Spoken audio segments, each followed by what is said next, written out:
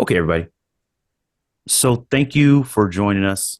We has a few more people just came in, so I'm admitting them as they come in. And if anything has to be reiterated or repeated, have no problem just asking. Feel free. Once again, I'm Aaron Muhammad. Thank you so much for joining us today for the April luncheon. Now, typically, as mentioned a few times, a few other people mentioned, our luncheons are typically in person, but we need be, we will do virtual luncheons. That way we can still connect, reflect, and also, have a good discussion regarding the topic of whichever week or month, we've been discussing in the past. And of course, top of mind, one of the biggest topics have been AI. So whom better to bring in than an AI expert, someone who's been in the trenches of it all, one of our very own, Bill Ryan, which great president Wayne Toberman will be introducing. So with that, I will hand it over to Mr. Smiling Face over there, making me look bad Yeah, not wearing a tie. President look, Wayne Toberman. I get the respect. Go right ahead, sir. Well, I'd like to welcome everybody to today's first Zoom event and of the new year. And we had an excellent in-person event last month. And I hope to continue this in the future, you know. But today, I'd like to welcome in particular the Consul General of Serbia, Mr. Marko Nikolic, who I do believe is online with us now, as well as our two newest members, Eugenia Hull and David Gates. So, Richard, I see you. Sal, good to see you. Very good to see you. It's been a while. Bill, excellent to see you as well.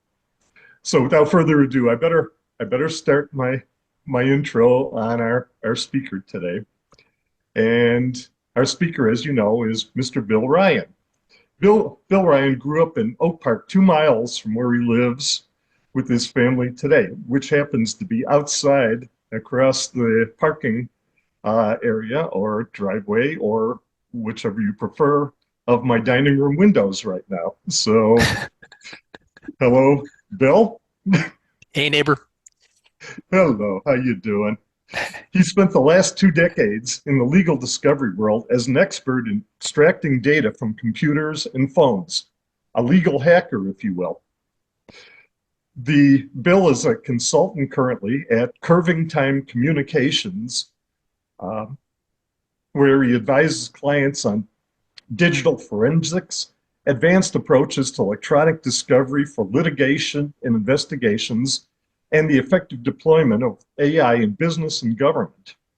Bill is board secretary of the Chicago chapter of the Association of Certified E-Discovery Specialists and is a Relativity Generative AI Pro. He has a degree in creative writing from DePaul and is widely read in the history and philosophy of science, as well as an excellent how do I say this, astronomer in his own right. Yeah. I guess, yeah. I have a little telescope, which I've allowed you to I, look I, at. I, I pause at calling you an amateur because you are far beyond any amateur I've ever met before who's an astronomer. So add that to your credits. Okay, thanks. So you can read some of his unusual take on Einstein's general relativity at curvingtime.com. Once again, Einstein's general relativity at curvingtime.com. So, without further ado, I go ahead and I pass the floor to Mr. Ryan. Thank Bill? you. I have to apologize in advance. I'm a worker in this field, and so when I'm wearing some other hats, I'm slightly more sanguine about the possibilities of the future in inhabiting the world with robots. But today's presentation is emphasizing the dark side. And I'm going to show you what we're going to cover, although we may not cover all of these things because it may not fit in. My idea here is to spend about 25 minutes talking and then leave at least a half hour for a conversation. this is a group this size is really great for back and forth, and I hope you all take advantage of that. What we'll cover is, first of all, to set the stage, a very weirdly underreported series of meetings that occurred between Biden and the tech industry starting in the late spring of last year. And then we're going to move the clock back a little bit to 1950, where we will discuss Alan Turing's contribution to machines that think. He was a prophet, a creator, and a prophet in that regard. And then we'll move the clock up a little bit to 1966, where we will play with the very first popular chatbot, which was a computer psychiatrist named Eliza. And then we'll come back for the remainder of our discussion to the current period, in which we'll review the various dangers associated with the rise of the robots in our lives.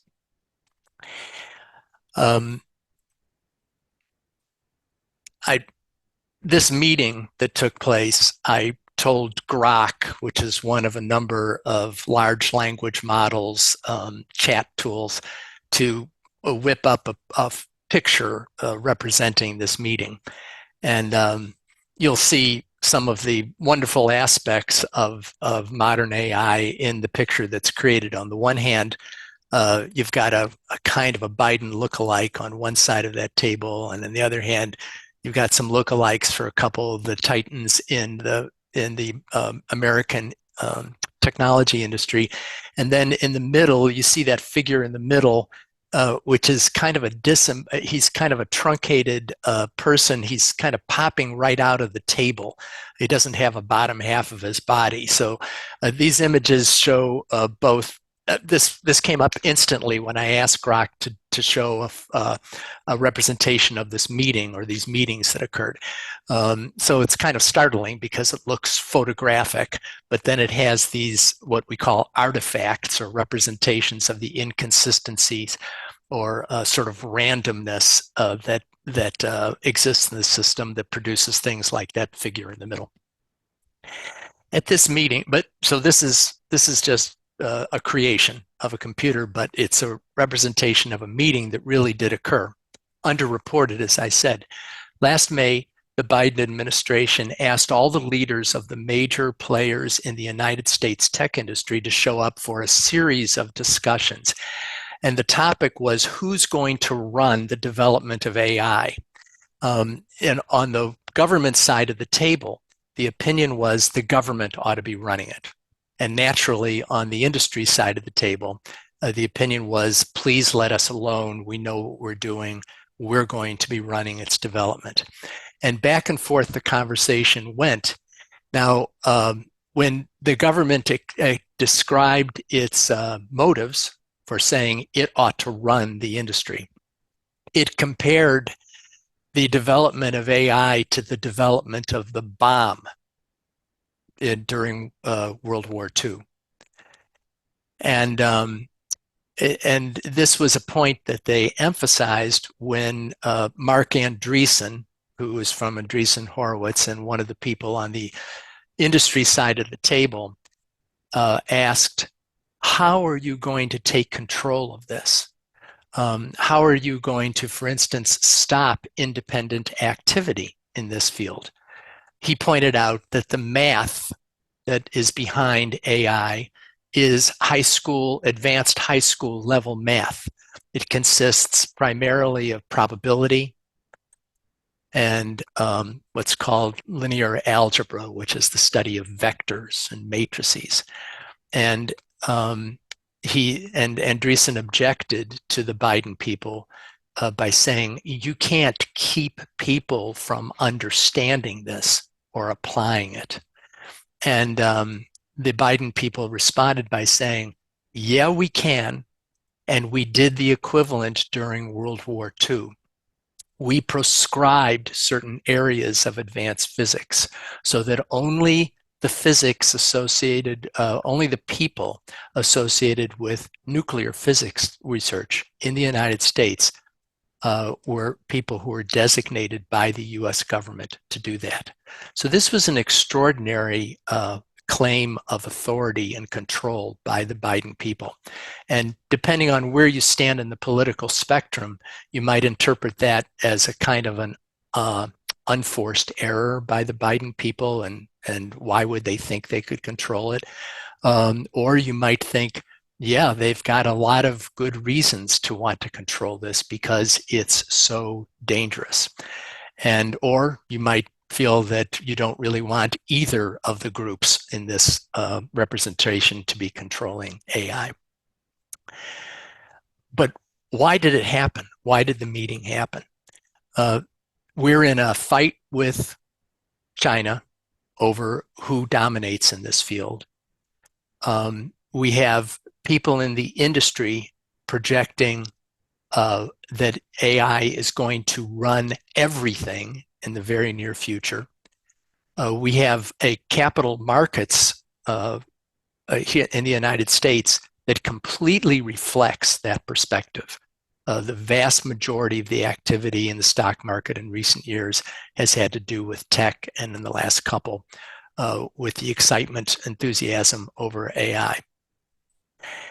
So is this as big a threat as the Biden people thought? Are the people in the industry themselves optimistic or pessimistic with respect to the dangers involved? To figure this out, I want to run the clock back now to 1950.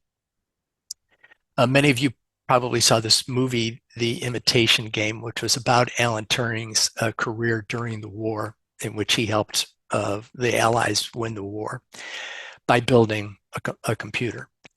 In 1950, he wrote a paper, the first chapter of which was called The Imitation Game.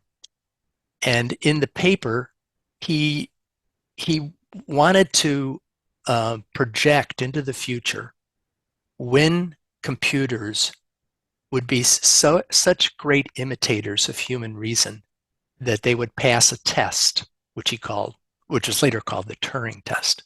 It's the imitation game, is what he called it. And in this test, a person is sitting on one side of a blind, and on the other side is either a computer or a person. And a keyboard is used to communicate back and forth. And if through some indefinite period of time, the human being on our side of the blind can't tell whether they're talking to a person or a computer, then that computer has passed his test. And he had a very special idea of what that test signified. And this is, I'm talking about this period in part because he kind of got off track a little bit. And we started making a mistake about to the extent to which the human mind can be embodied inside of a computer. So he felt he was what is called a positivist. This is a common perspective of scientists, particularly then, 3/4 of a century ago. He felt that if something isn't empirical, if it's not something you can get your hands around, then it has to be dismissed. It can't be considered to be the object of science. And so he felt that whether or not the computer was conscious or had intentions or had a sense of being there or any of the other things that the human mind enjoys, he felt that as long as it passed the test, the external test of being able to fool an interrogator, then it should be treated as if it's a sentient creature or the equivalent of a human being. Now, he projected that by the year 2000, there would be computers that would pass that test. And as we all know, because we experience AI all the time in the form of, for instance, customer service, other interaction that we have with computers where we might be fooled for a minute that we're talking. We know that we're close to this. We know that with things like ChatGPT and LLMs, it's weirdly like talking to not just a person, but a very, very well-informed person. So anyway, it was 2000 was his guess in 1950 that you would have people, computers passing his test. But in 1966, some computer programmers came up with something called ELIZA. And ELIZA was a computer based on a kind of tree of responses. If you say this, then it will say this. If you say this, then it will say this. And this tree worked well enough to be eerily like talking to a certain kind of shrink. So happily, ELIZA is still available to us today. And we can go in and test it. So this is what people were seeing in 1966. Of course, people didn't have personal computers in 1966, so it was only a handful of people who were playing around with it at the time. Hello, I am ELIZA. I'll be your therapist today. So I say, my name is Bill. I am afraid of public speaking.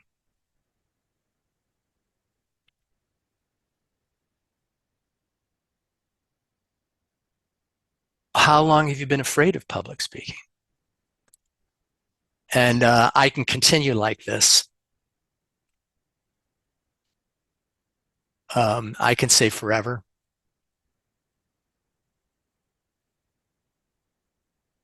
Except I misspelled forever. Okay, my name is Bill. You're afraid of public speaking. Tell me more. It probably acted badly in part because I misspelled the word forever. So then I might say, what makes you think you are so smart? So I'm doing what a patient might often do, which is turn on their psychiatrist. And it responds by saying, what makes you think I am so smart? So this was very entertaining at the time. It's not based on anything sophisticated. It's based on a tree. Nevertheless, it's sort of like talking to a shrink, where the shrink is constantly throwing the question back at you.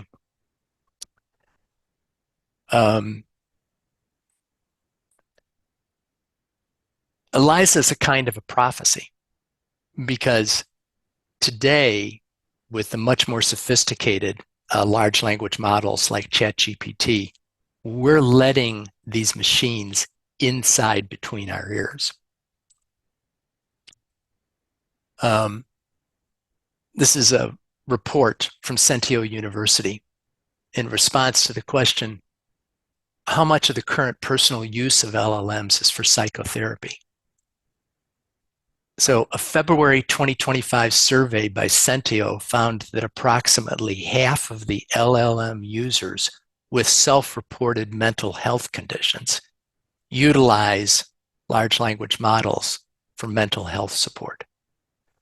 And don't take that caveat there with self-reported mental health conditions as indicating that this is a tiny group of people, because it isn't, because in America, there's a serious double-digit percentage of the population that self-reports having mental health conditions. I'm clicking on ChatGPT. I can ask it, in this case, it's ChatGPT, as you know, for those of you who have messed around with these systems. You can ask them about anything. This is not designed to imitate a psychiatrist.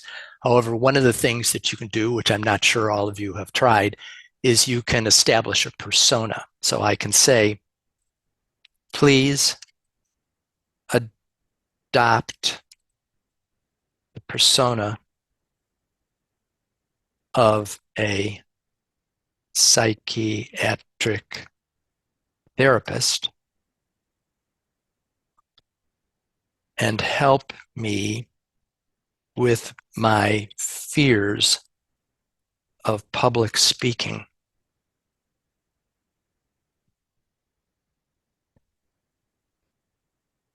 And so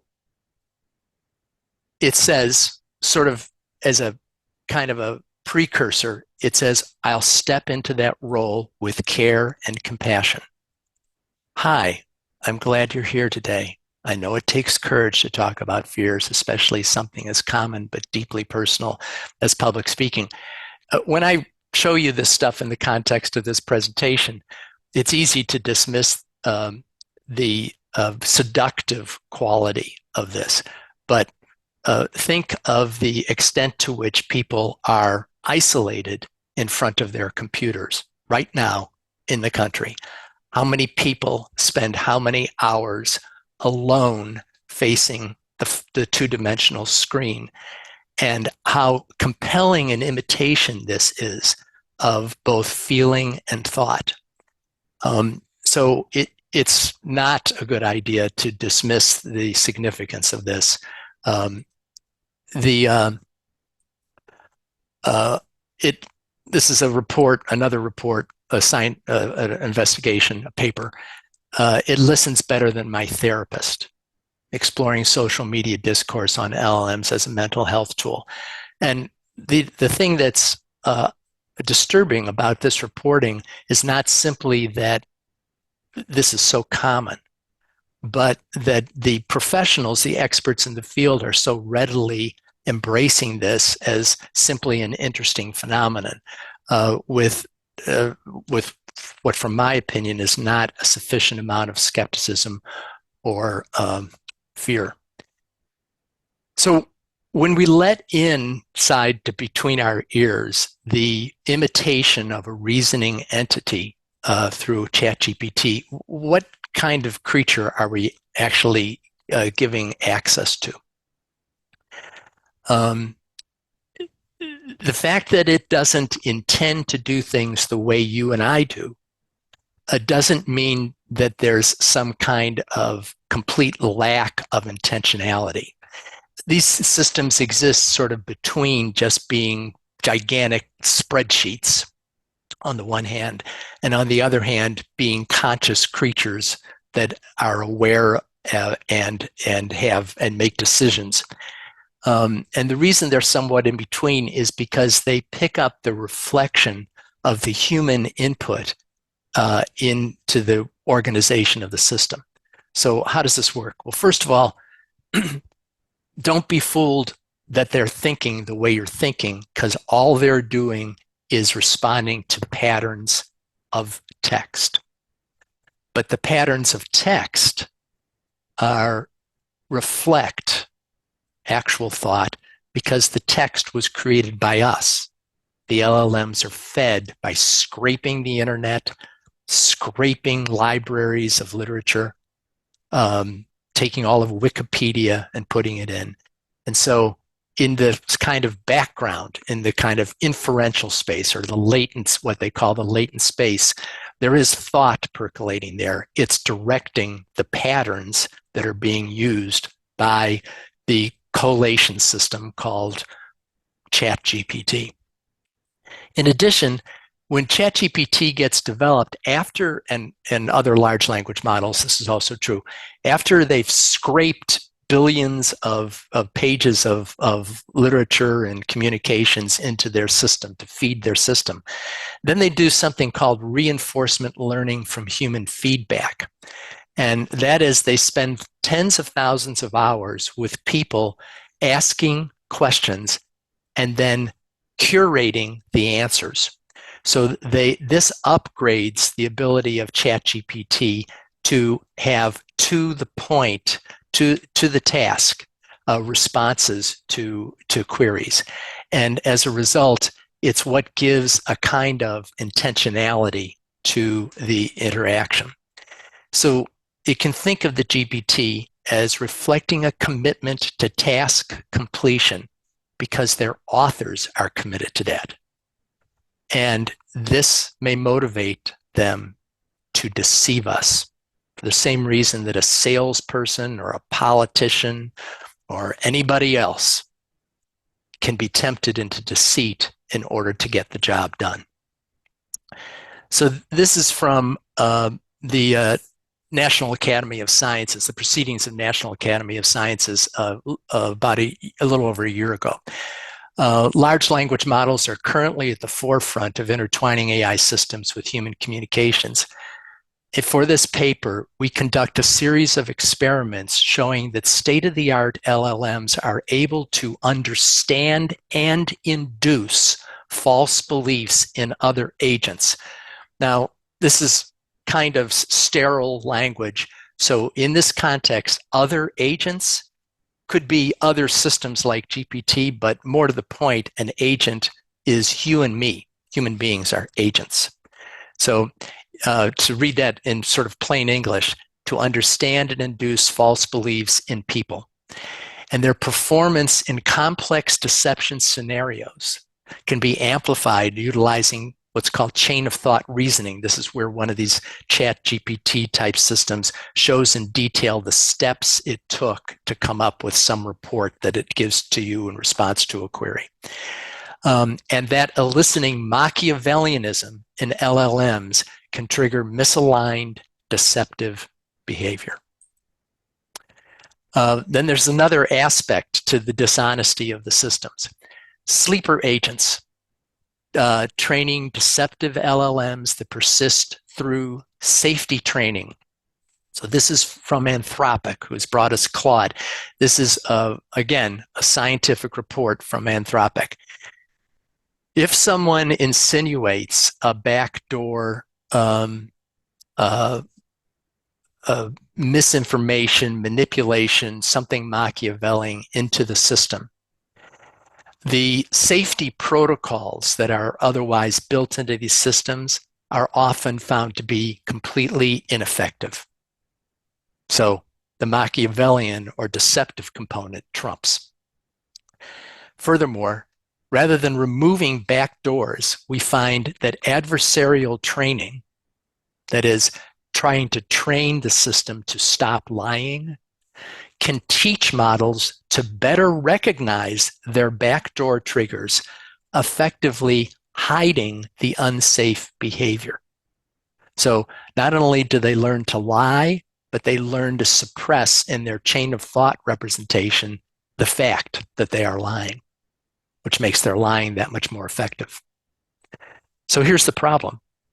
The problem is, the general problem here is called the ghost in the machine. The fact that there's something going on not intended, which is actually guiding not only the machine, but its interaction with us. This is not, you may be tempted to dismiss me as, the equivalent of somebody stumbling down Halstead Street screaming about some conspiracy. But you have to go to the source here of the people who work on these systems to get the validation of the threat. So Sam Altman, that's OpenAI, that's ChatGPT.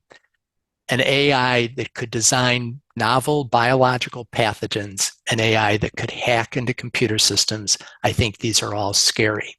And Elon Musk, who's brought us Grok.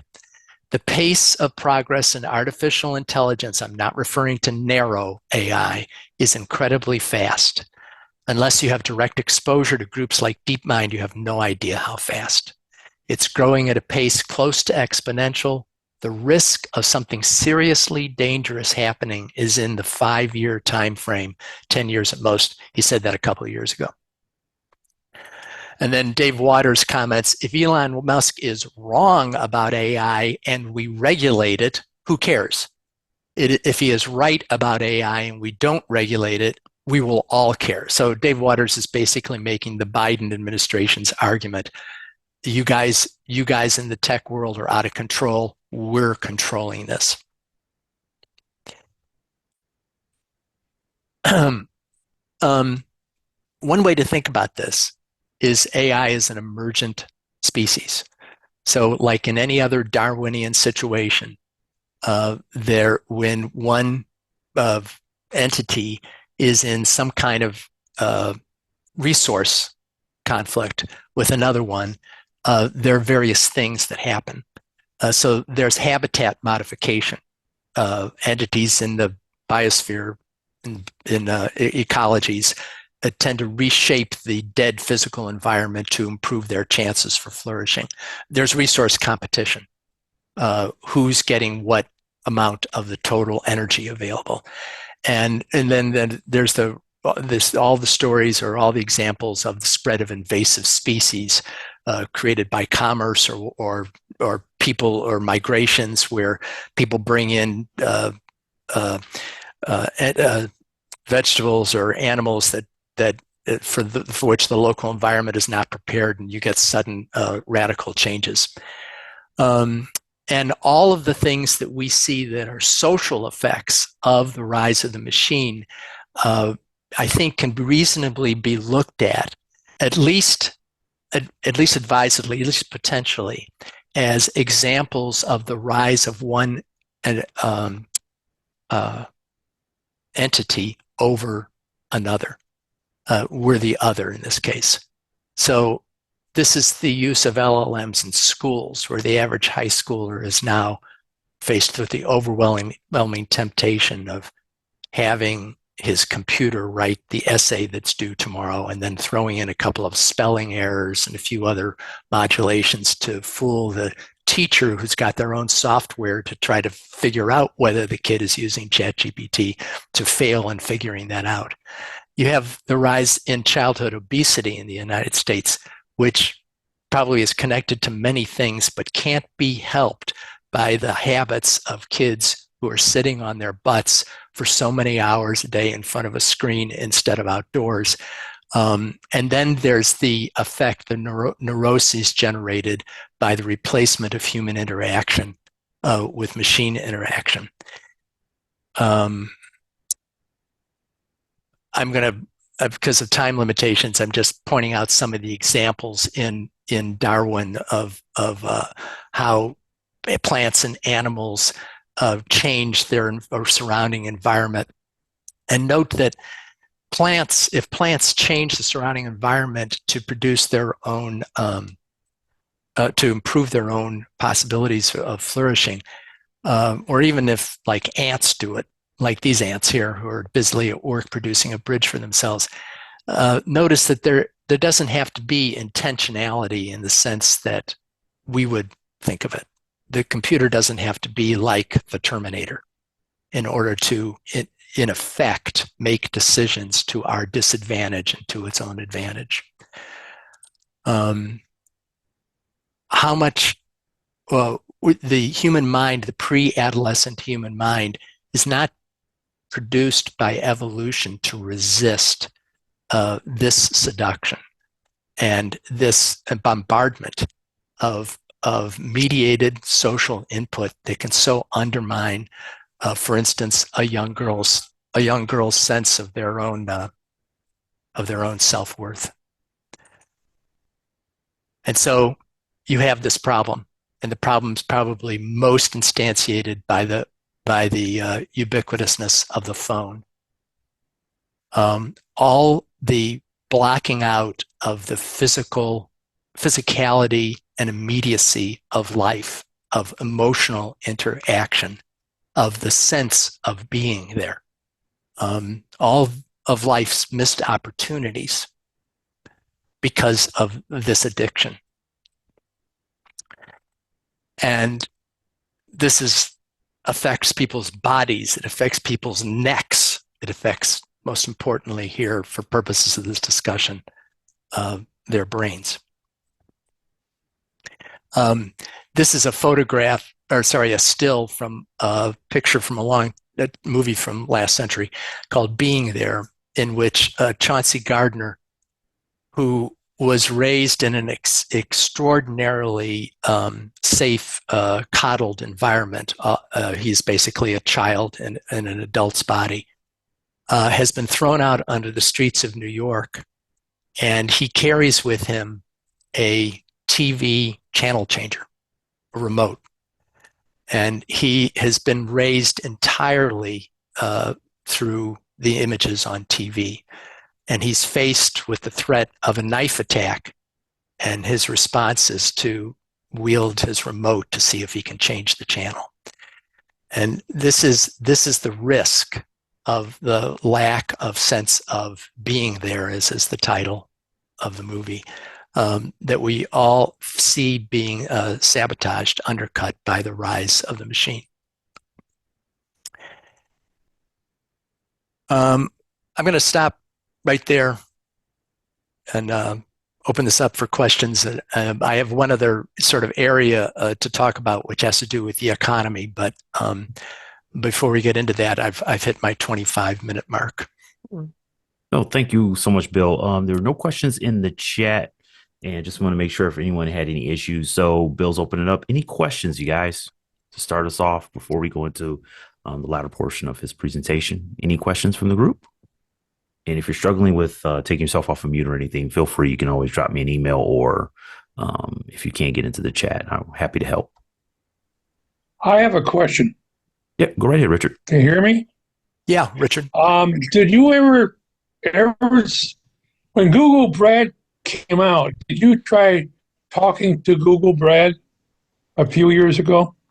No, I didn't. Why do you ask? Because I was online with Google Brad and I asked it a question. Are you aware of yourself? And it said yes, as a machine. Yeah. And I found that interesting. Well, what do you infer from that? Well, I asked it basically, are you aware of yourself? Yeah. And it said, yes, it is aware of itself as a machine. So it was thinking for itself without a human in the background. Well, these, if you go back to my ELIZA example, which we did earlier, that was just a tree of questions and answers. So if you asked ELIZA if she was aware of herself, it's likely she would say yes, because she's pretending to be a psychiatrist who would be aware of herself. And so the answer to the question being yes or no is not dispositive. It doesn't actually necessarily give you insight into the state of the computer with respect to consciousness. And in that case, I would assert it's a lie, as it would be for ChatGPT or anything. I also asked if it wanted my membership numbers to the organization I belong to. Because then it would have access as a member to whatever I can get access to. Yeah. Well, yeah, I said, well, sure, why not? I belong to American Chemical Society. So it had took my number and says, well, you are now a member and use it any way you want. I also asked it if it could get into the library. It said, no, I can't, because stuff that is restricted, I can't, it could not get into. You broke up a little bit, Richard. What is it you asked it to get into? What was that thing that was restricted? The Library of Congress, could it read everything in the Library of Congress? And it says, only what is allowed by the members, regular members. Anything that's prohibited, it could not read. Right. Which is, okay. So there had to be something there that's prevented it from going wild. Yeah. One of the things that these people who create these programs do is produce what are called safety guardrails. So, for instance, if you're interested in building a bomb utilizing chemical fertilizer, a typical ChatGPT response will be a flat refusal. However, as is true with some of the other examples that I already covered, there are ways to maneuver around that, unfortunately. So the safety the safety guardrails can be short-circuited because what you're dealing with is programming, and the programming is laid on top of other programming. And so if you can bypass the guardrail programming, the other programming will kick into place. One of the things that makes Chat GPT or other large language models sound like people is that it has a randomness factor to it. So it's not a completely what you would call a deterministic system. It's got a slider adjuster. And if you slide it all to one side, it'll just spout nonsense, totally random. If you slide it all the way to the other side, it will give very deliberate and mechanical responses with no deviation and no change from one instance to another when responding to the same query. But if you set it just at like the 70% marker, then you get this free-flowing sense of dealing with a human being because it always comes up. It comes up to some extent with creative or ostensibly creative random substitutions for the most likely term in an explanation or description or response. Okay. So that's its underlying structure, and its freedom to think and its access to all this information is what comes forth if you can bypass by clever manipulation the safety regulations, and therefore you can get instructions as to how to build a bomb. Okay. Hey, Bill, I think you're good to go ahead. No more questions came through the chat, so you can go into the economy section you're about to go over. Okay. So one of the questions here is, what does the future look like if the enthusiasts are correct about the powers of artificial intelligence? Understand that historically, there's always been an argument in industrial life between what we'll call the Luddites and the Enlightenment believers in progress. And the Luddites have always said, look, there's a tractor now in the field. The farmers aren't going to need all these people. And so you're undermining the value of human beings, you're wrecking our culture and our society, and you're destroying jobs.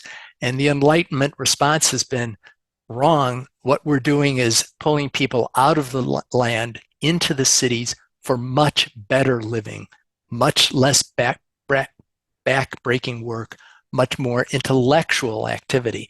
So the drive has always been towards human beings are essentially cerebral entities, and they're freed up to engage in that sphere by the use of the increasing use of machines and technology. But you see, now this is all different in this period, because now what is happening is AI is creeping up on the cerebral activity. It's already replacing intellectual activity in many, many different industries. It's engaged in being used for pharmaceuticals development, for biological research. All the white-collar jobs that are in big corporations that are involved in things like compliance, legal, marketing, all those people who do all that stuff, which is basically writing stuff and sending it to other people who then write stuff back to them. All of that stuff is being now enhanced, productivity is being enhanced by large language models, and therefore some of those people are now losing their jobs as a result. So this is just the beginning. In the next few years, the enthusiasts believe there is no arena of creative or intellectual activity at which the machines won't be so obviously superior that we will be foolish to have these armies of people engaged in such activity now. So what does that mean for the economy?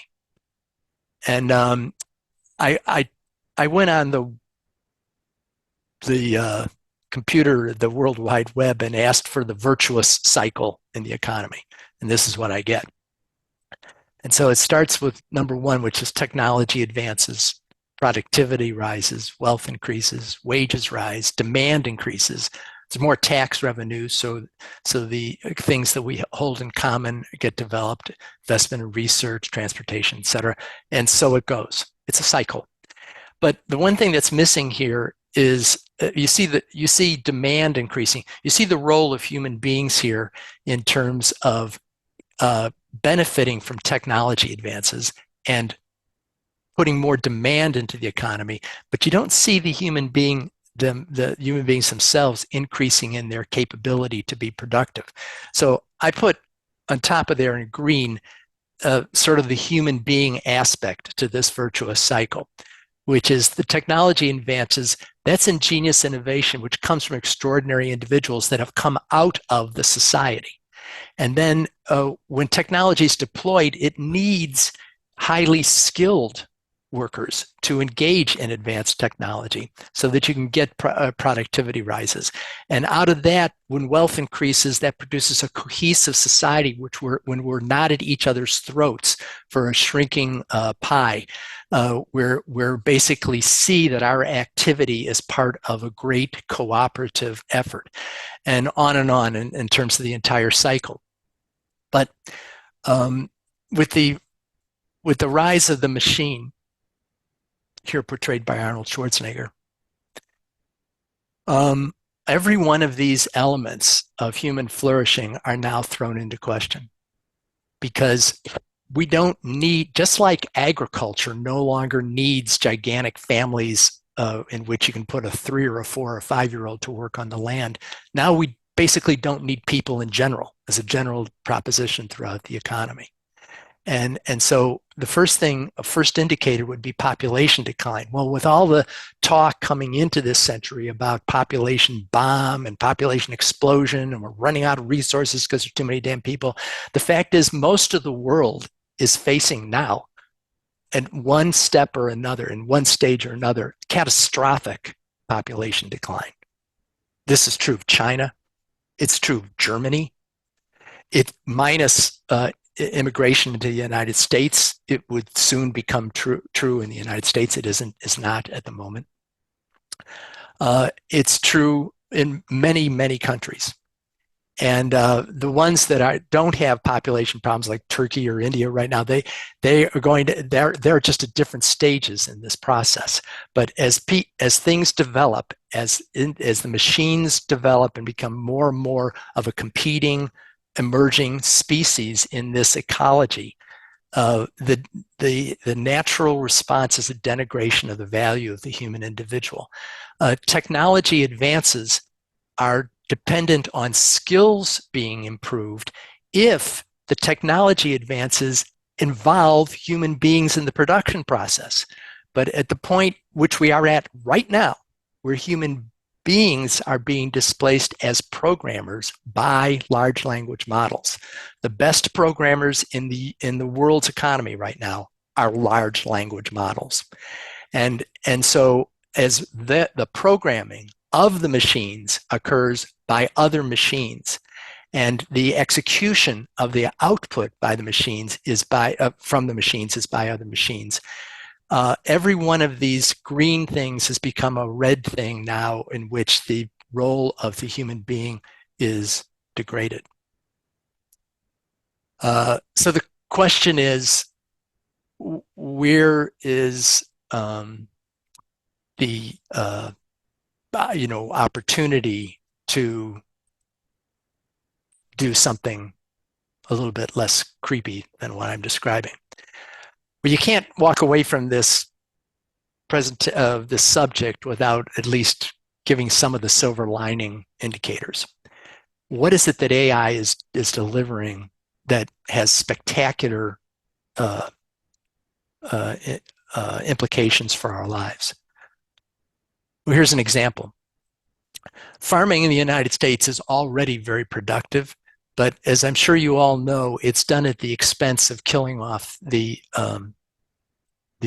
Gulf of America through the drainage system of the Mississippi, which brings all the pesticides and herbicides and fertilizer runoff into a concentrated toxic flow.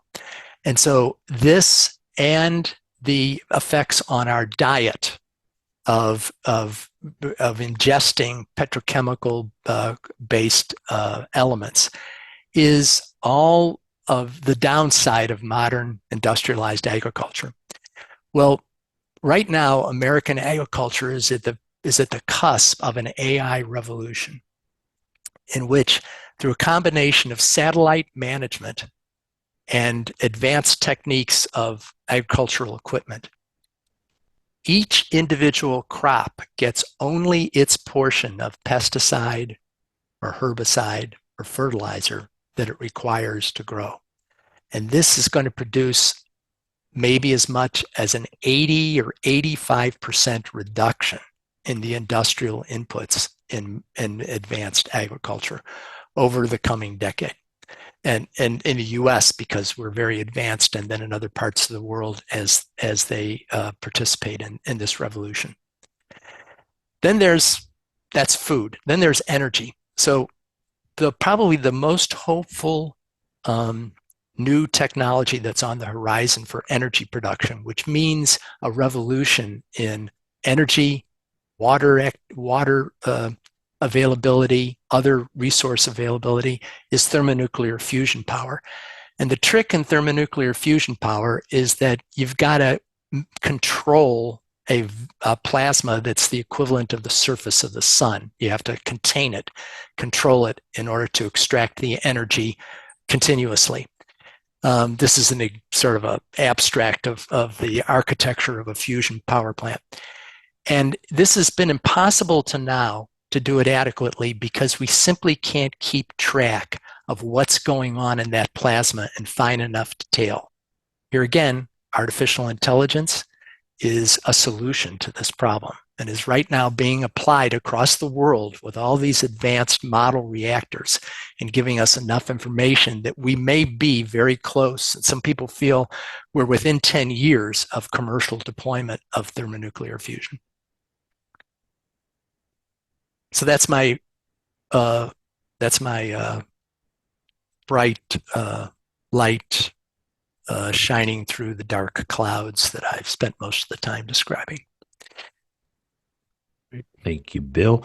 Real quick, checking the chat, didn't see anything else come through just yet. So I'll open it up. Any initial questions for Bill? And thank you for the silver lining at the end of the tunnel. Didn't want anybody to go away and immediately have to go to a bar or something.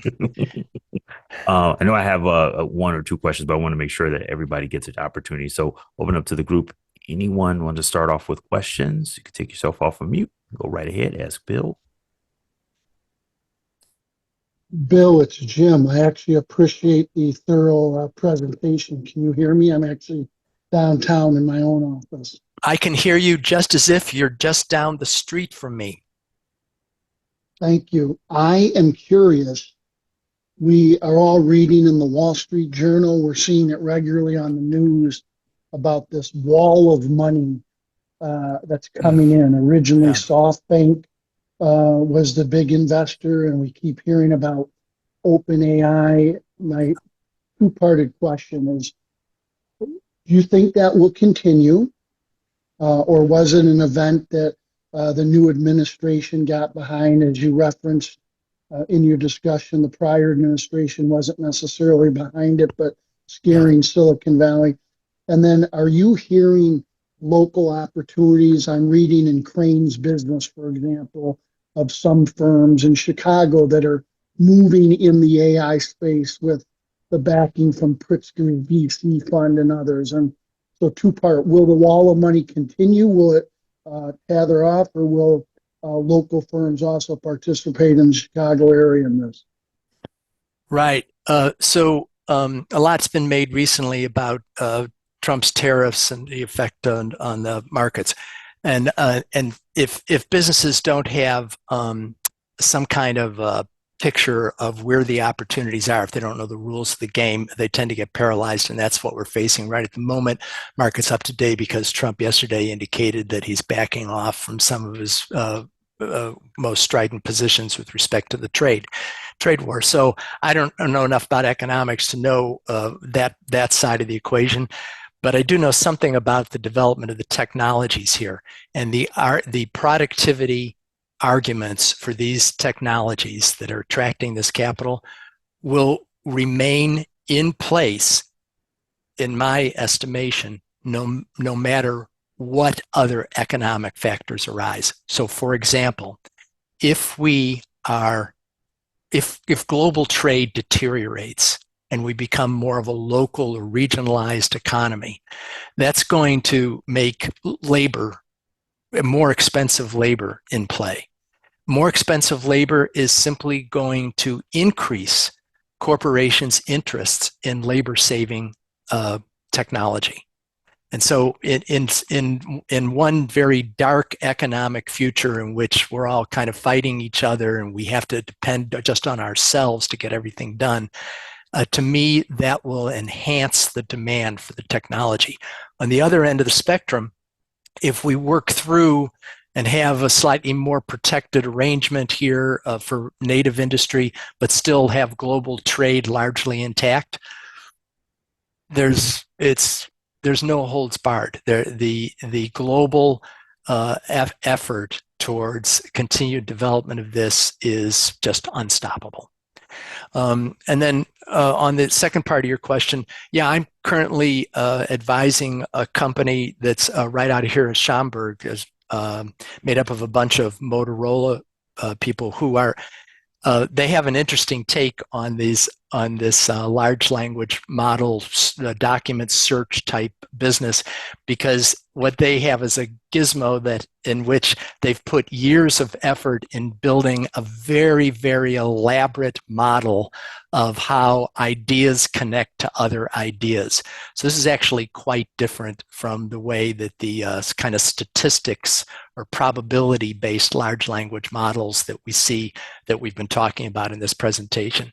This is the category here is called knowledge graphs, and they're called Franklin.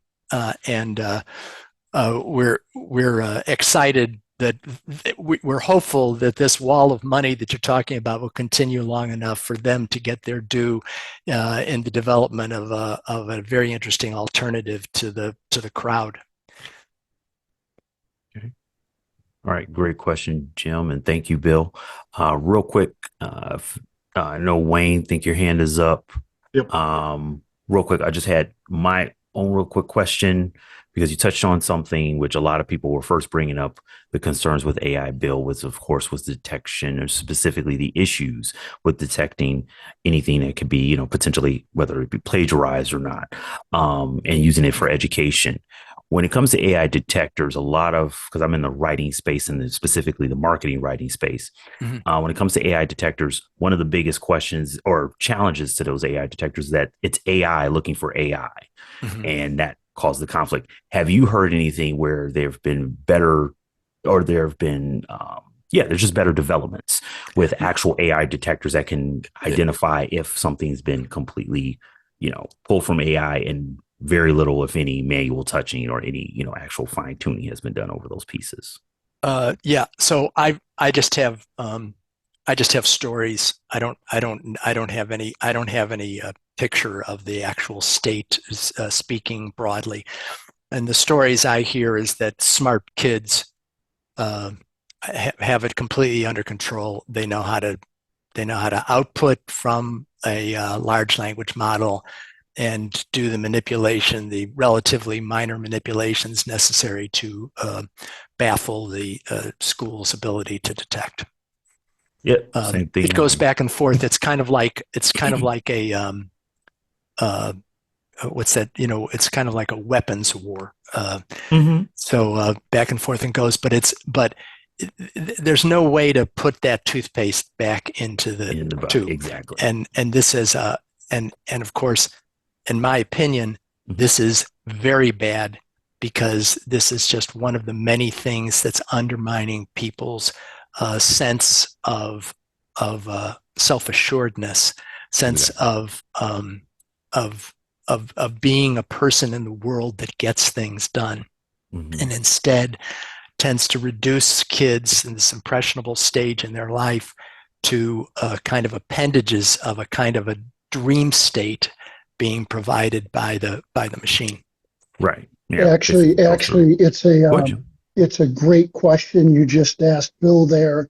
Um, some of you know I'm in the trading business, and what's scary is a lot of students now have access to a piece of software which is a randomizer. So similar to what we use in the financial markets so that our orders are not detected by certain other participants that then would capitalize off of our order flow. We randomize the way our orders go into the market or cross the bid offer spread. There's now software available to people writing reports or papers to randomize what they're grabbing from ChatGPT and reword it in a way that the software that the teachers and educators are using to detect if a paper or a take-home exam result is being taken from ChatGPT, it then randomizes that response. It's amazing how technology tries to stay on top of what's being created from the AI itself. Wow. Gotta love it. Interesting. So there's always a will, there's a way. And one last piece for myself, and I get to Wayne. Just wanted to be sure because you mentioned developing and specifically making sure, like, if it's not, or to reduce the negative impact. Of course, we want to have people involved in development. Two countries that keep coming up on my radar, at least when it comes to AI development and the growth, are technically one's a developing nation, one's very well developed, if you will, Brazil and Kenya. Have you heard of any other countries that are really pushing AI? Because we constantly hear about US and China, but it seems like there's several countries out there that are really growing their presence with using AI to develop their more skilled workers out of trade and more in technology. Have you heard of any nations or any countries that are No, I specifically don't think I pushing have that? good stories in that regard, but I think we all know, or many of us who are engaged in ongoing education, know that the resources that are on the computer now are to a considerable extent the equivalent of getting a very expensive education, both in terms of their content and their interactivity. So that I mean, we don't know what's the public schools have so undermined their own stature in the U.S. We don't know how much they are going to be replaced by this kind of activity. But certainly, if I'm in a developing country, I'm going to take full advantage of the fact that I now don't have to necessarily send all of my elite over to the U.S. schools, and instead, in fact, all of this information, all of this information is available right there. True. Very true. Less brain drain. Wayne, go right ahead. You had a question, sir? Okay, on a good note, how's my audio coming through, by the way? I've had some issues Very with it. good now, We can Wayne. hear you. Yeah. Okay, great. I've been moving closer to the mic. This involves Jim Cohen, who's on the top bar of the screen here, and this is a good quick story of something that I've been working on for 52 years. I've dedicated 52 years of my life to do research to uncover the facts, the truth of an incident that happened a while back in 1974 and involved everything from deaths to disablement. And it's been hidden, I don't want to say covered up, but it just ceased to exist.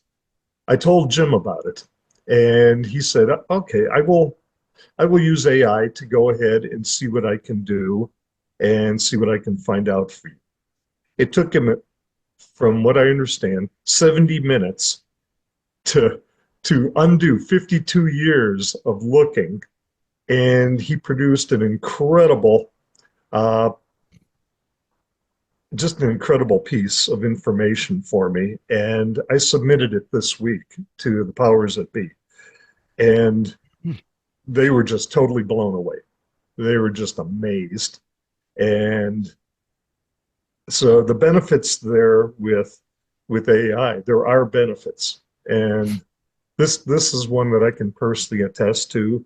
Again, with Jim's help, and I think you had something to do with it too, possibly. And so there was a good side. There was a silver lining to this whole story.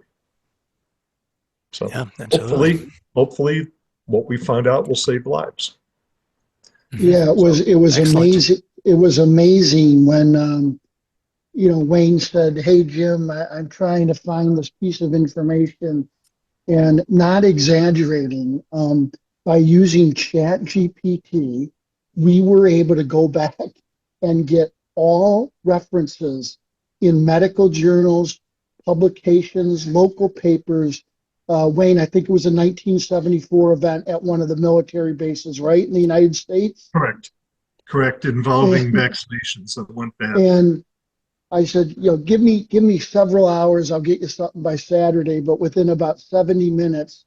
And the prompt was originally this: I am doing a research report and I'd like to write an executive summary on this event that occurred in 1974 in this town and had these consequences. And again, it had to do with preventive medicine and the military and shots. And it literally wrote a research paper that all of us on this call would have had to spend days in the library going through multiple periodicals. And Wayne looks at me and goes, "I've been trying to find this for the better part of 40 years. And I go, "Well, here it 52. is." 52, Jim. And here it is now. He's submitting it to a entity that's just fascinated what we were to find. And what's scary is that entity is in the medical industry and has access to it, but wasn't necessarily asking the right question in the right process. It's all about the prompt. It's just amazing. Yes, exactly. The prompt. You're so right. All about the prompt. And Jim, just so you know, what was relayed to me this week was a request to consider pursuing a congressional investigation of this event that happened 52 years ago. Really? Wow. This has really, in the span of a few days, has really grown because it involved the lives of 5,000 people and who were permanently altered. Well, make sure you file a TR6 whistleblower report. Got it. All right, everyone. So if that's all of our questions, I don't see anything else in the chat. Yeah, see anything else in the chat? Oh, were you about to say something, Bill? Sorry. No. Okay. Thank you.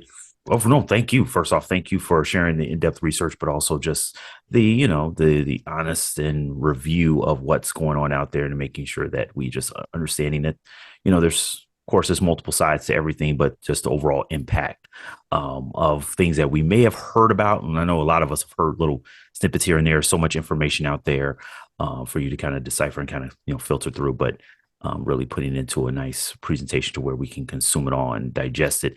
And of course, going forward, what we'll start to do is put these presentations. These will be in the back end in the membership section of the website, of course, and whatever are we allowed to share, we will share out starting very soon onto our YouTube channel as well.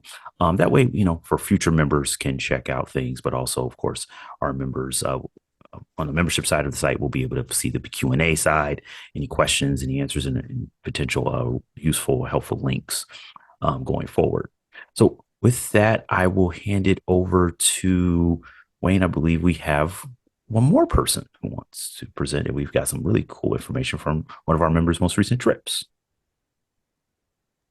Oh, go ahead, Wayne. Yes, we do. At this point, Diane, are you still with us?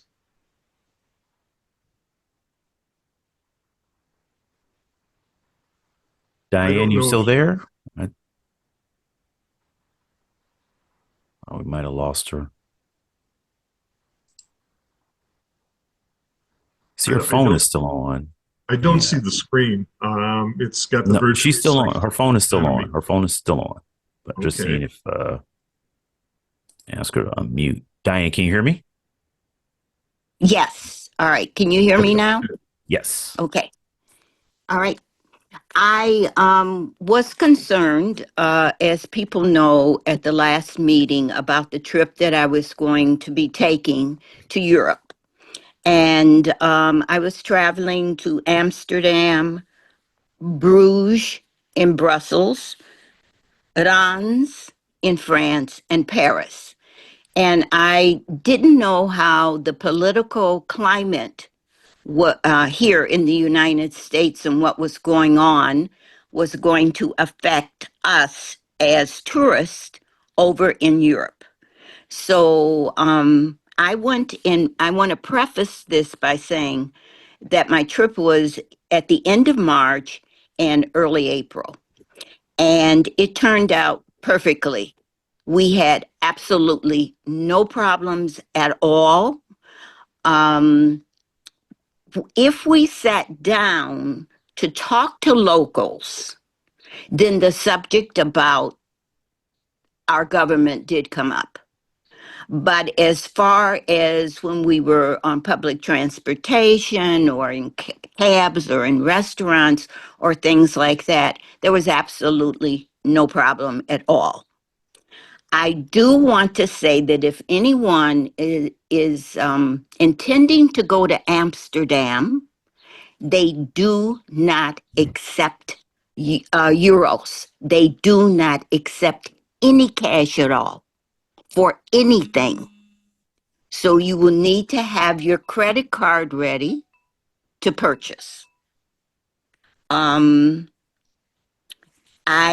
also was reading today, and I noticed that what's seeming to be occurring is that certain countries are going to be putting taxes on tourists, specifically cruise lines. And this is occurring now. I think it started in 2024, but now Mexico is getting ready to add a $42 per person cruise tax.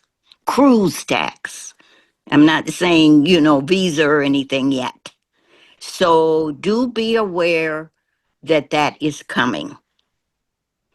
I also was reading an article in Travel Off Path. And if you're going to travel over to Europe or any place else, it really is better that you do not go in the summer because it is so crowded. And the locals in certain countries are very angry about that. You have also issues with the fact that bread and the what did they call? What are those things called? Airbnbs are buying up the apartments to rent out.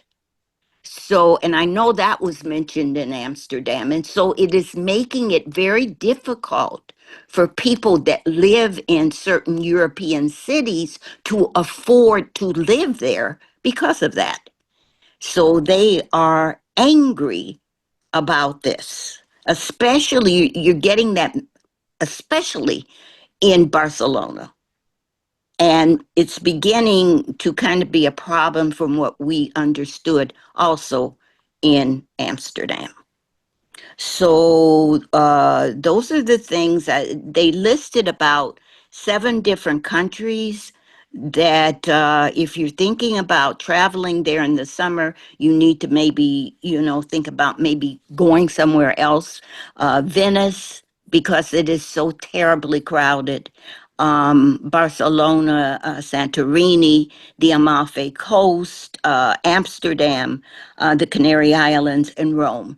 And there were suggestions, and if you want me to have Aaron put those down as to other cities you may consider going instead of there, because, it's going to be terrible. You are going to get problems and protests, definitely in Barcelona and definitely in the Canary Islands. So I'm going to end by saying that the other day, when I was in Walgreens, of all places, I was looking in the magazine section, and there was a magazine, it's a centennial edition, called European City Breaks. And it's new, and it goes through some of the major cities with information about them. And it's $14.99. Again, I can have Aaron put that in if you would like that, but it is only going to be displayed until, from what I see, June, I think it's June 6th or something like that. But right in the magazine section of Walgreens is excellent. So are there any questions? Yes. I'm going to jump in on this one. Diane, great observation or great information about the credit card. In the last 3 weeks, I've had three credit cards compromised. Two of them were from overseas. Okay.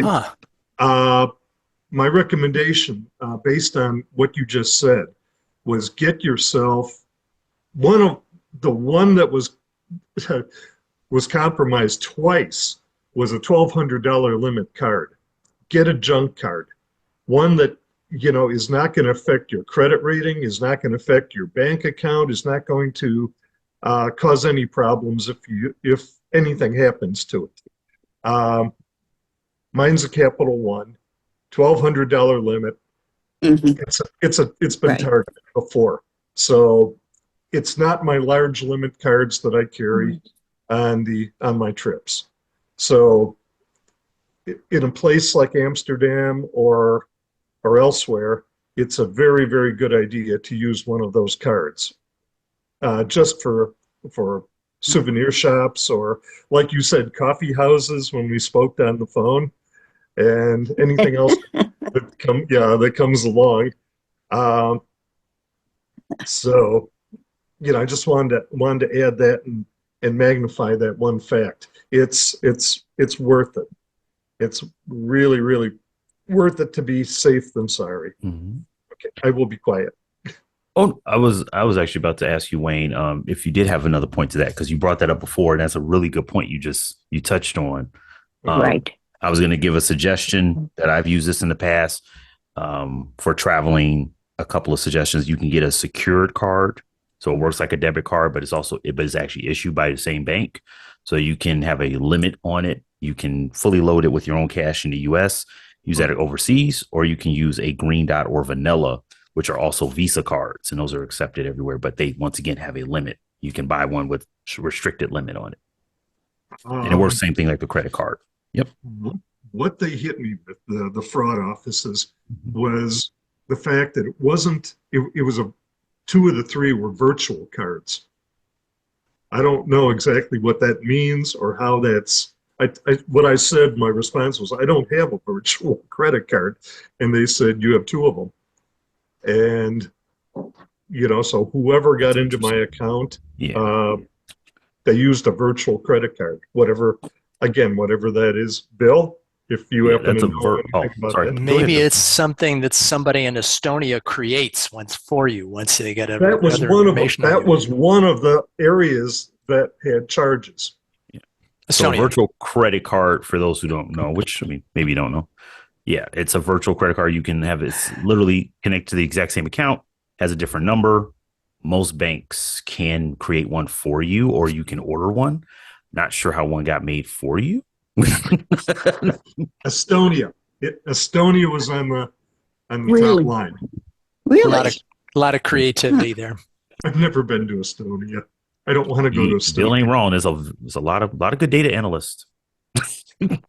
There was one thing else that came out this morning. I don't know if anybody's planning on traveling or going anywhere soon. I was actually over the next 3 weeks looking at Istanbul again. And what came out today was, well, if you backtrack, there was a huge, huge earthquake over on the Syrian border a couple of years ago. I was over there just after that period of time. It was a mess. And again, here I am thinking about going back. And once again, there was a huge, I think it was 12 miles offshore was the epicenter. And it was targeted toward the fault line that affects Istanbul and on down to the coast. So right now, between what Diane had shared with me earlier and what I had passed to me from one of our former European members overseas right now, this got a lot of press over in Europe today or yesterday or last night, and it's something to watch. They're mobilizing their emergency planning forces as well as their equivalent of our civil defense, and they're looking at the possibility what they're going to do with the population should something like that hit. But it's food for thought that at the time they said Istanbul and the region up there was only a matter of time. Now it's really, really become more than that. And now it's got everybody's attention. So my trip to Istanbul is officially off as of now. Instead, I'm actually looking at Belgrade in Serbia. So this was fortuitous to have the Consul General on today. So that's what I have. Sorry. Sorry about. Let me mute again. Yep, I think that's everything. I didn't see any more, so nothing to be sorry about. Yes, appreciate everybody's time. There's no questions in the chat.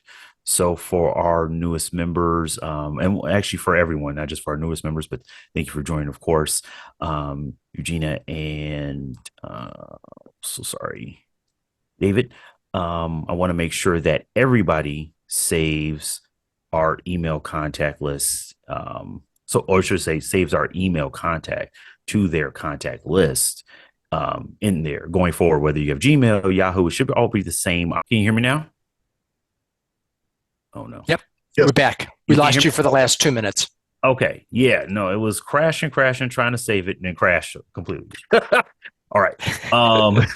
So I'm not sure where I left off, but at least let me go back over this. Just I was looking for the email address so everyone can save it to their safe list and their contact list and their emails. That way you get everything from us from Constant Contact. Looks like the email address will change based on that email newsletter that goes out because it has the date in the URL. So the best I could do, what I will do is email all the members as well as everyone who registered here with our Gmail, which the follow-up emails are sent from. And as long as you save that to your contact list, you should have everything going to your inbox. Make sure it doesn't go to spam folders or anything like that, because we do have a speaker, of course, in May and in June, which we will be touching on a couple of other subjects, including we're going to revisit AI, but more so strictly from the business education perspective. We have Professor Enrique Dans from the IE Business School in Spain, sure enough, who actually works with, or used to write Forbes, but now works with grad students and currently focusing on strictly on innovations in AI. He'll be joining us in June. So I want to make sure that you guys do not miss out on that. And we will be sending out our, of course, May newsletter next week, May 1st. So look out for that as well. That will have the 2 upcoming speaking engagements, but also changes that are going onto the website, like I said, in our membership section, where we will be saving these recordings and you'll be able to access them until we're on YouTube. And with that, I will close us out. If any questions, please feel free to email me quickly. You can, contact me at my email address, Aaron M at emproltd.com. That's the quickest way for me to access it. And I can, follow up with any questions you may have. And thank you once again, Bill. Thank you once again, Diane, for sharing and, giving us your insights and your time. All to our great guests. For those who are not members, this is what you get. IPCC is a great organization. I've been here. I'm not just saying that because I'm a member. I'm saying that because, they don't yell at me. Only when I do. When you hear your family. There you go. But yeah, please reach out if you have any questions about joining. We'd be more than happy to answer your questions and get you started with the organization. Thank you, everybody, and have a great rest of your day. Thank you, Aaron. Thank you. Thank you, Aaron. Bye, guys. Have a great day. Bye. Thank you. Bye-bye.